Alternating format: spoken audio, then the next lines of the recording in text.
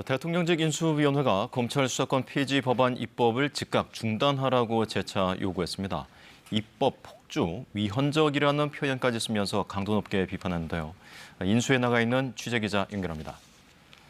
네, 이유민 기자, 인수위 측의 입장 자세히 전해주시죠. 네, 대통령직 인수위원회는 조금 전 브리핑을 열고 민주당이 추진 중인 검찰 수사권 폐지 법안 입법을 즉각 중단하라고 요구했습니다. 사법부조차 반대하는 위헌적인 법안이라며 반대 수위를 한층 높였습니다.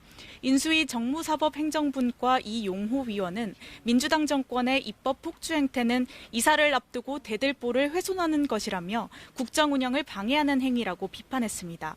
또 의석수가 많다고 70년 넘게 유지된 형사사법 체계를 무너뜨리는 건 민주주의에 대한 위협이라고도 했습니다. 다만 법안이 처리될 경우 인수위나 당선인 차원의 대응 방향을 묻는 질문에는 즉답을 피했습니다. 정호영 후보자 의혹과 관련해서도 당선인 측이 추가 설명을 내놨다고요?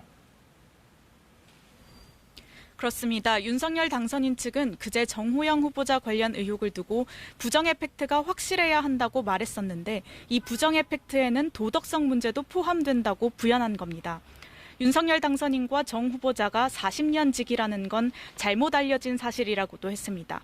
앞서 정 후보자는 지난달 한 언론과의 인터뷰에서 윤 당선인은 40년 한결같은 친구라고 언급했는데 윤 당선인 측은 이런 입장에 다소 거리를 둔 겁니다. 배 대변인은 아울러 정 후보자와 관련한 의혹을 청문회에서 판단해달라는 입장을 거듭 밝혔습니다. 남은 차관 인선 등에서도 국민에게 보이기 위한 트로피 인사는 하지 않을 것이라고 전했습니다. 윤 당선인 오늘 재난 피해자들을 만나는 자리도 있었다고 하는데 어떤 자리였습니까? 네, 윤 당선인은 새 집무실 인근인 용산공원에서 이른바 경청식탁 두 번째 자리를 가졌습니다. 윤 당선인은 이 자리에서 산불 피해자들과 광주 아파트 붕괴 사고 유족 등을 만나 위로하고 문제 해결 방안 등을 논의했습니다. 이에 앞서 윤 당선인은 오늘 오전 제62주년 4.19 혁명 기념식에 당선인 신분으로 참석했습니다. 윤 당선인은 내일부터 2박 3일 일정으로 지방 민생 행보에 나설 계획입니다.